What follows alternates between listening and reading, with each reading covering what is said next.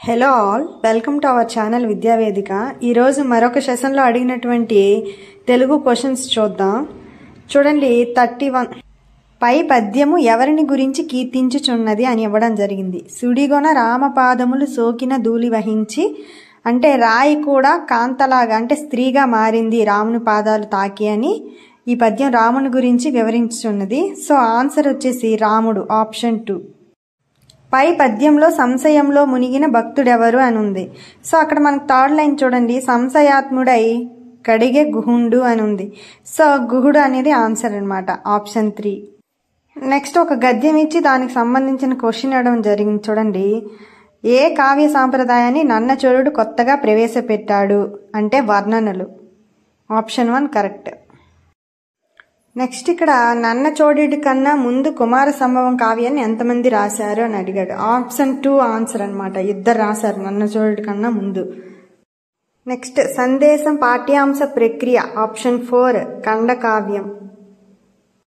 కోటీరము అనే పదానికి అర్థము, ఆప్షన్ 1 కరెక్ట్ ఆన్సర్, కిరీటం. కోటీరము అంటే కిరీటం. నెక్స్ట్ దుగ్ధము అను పదానికి పర్యాయ పదాలు, ఆప్షన్ 3 కరెక్ట్ ఆన్సర్, క్షీరము పాలు. క్షీరము పాలు అన్న దుగ్ధం అన్న ఒకటే అర్థం.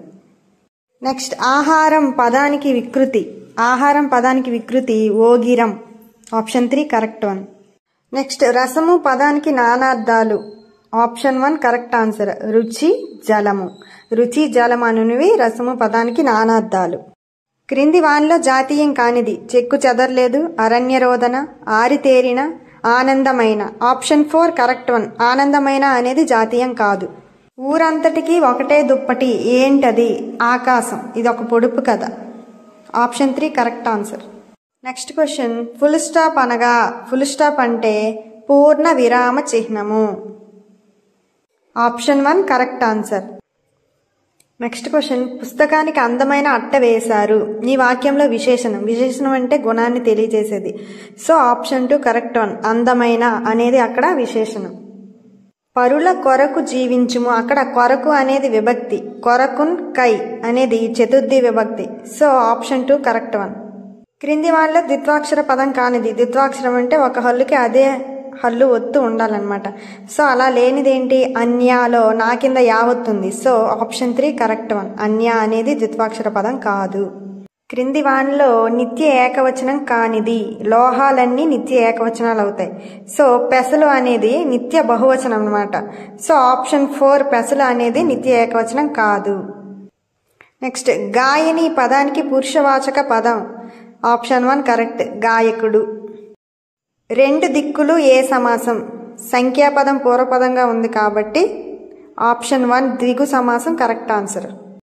వసుధ ప్లస్ ఏక ఏ సంధి, వసుధ ప్లస్ ఏక వసుధైక అవుతుంది. అకారానికి ఏ ఐలు పరమైతే ఐకారము, ఓ ఔలు పరమైతే ఔకారము, అరువు పరమైతే ఆర్ ఏకాదేశంగా వస్తాయి. సో ఆన్సర్ వచ్చేసి వృద్ధి సంధి అనమాట, 4.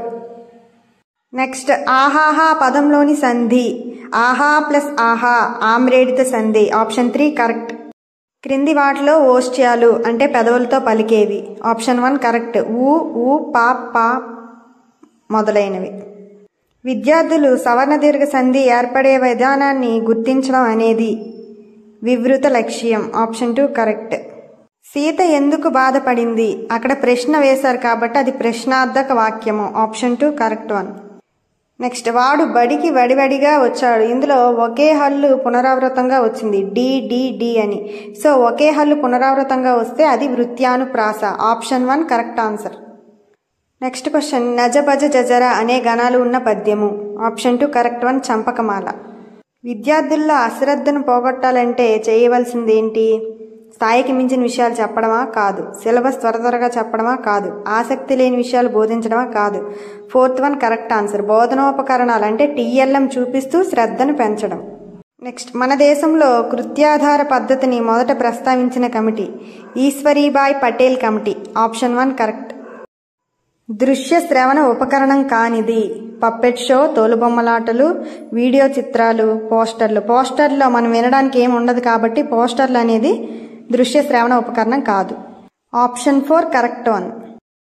ఒక యూనిట్ను కొన్ని సబ్ యూనిట్స్గా విభజించుకున్న తర్వాత ఒక్కొక్క సబ్ యూనిట్ను బోధించడానికి తయారు చేసే ప్రణాళిక పాఠ్య ప్రణాళిక. ఆప్షన్ 4 అనేది కరెక్ట్ ఆన్సర్. కనీస అభ్యసన స్థాయిలు దృష్టిలో ఉంచుకొని నీవు చేసే మూల్యాంకనము సామర్థ్యాధారిత మూల్యాంకనం. Option 2 correct 1. ఈ వీడియో మీకు ఉపయోగపడితే మన ఛానల్ని సబ్స్క్రైబ్ చేసుకొని మిగిలిన వీడియోస్ కోసం ఫాలో అవ్వండి. Thank you all.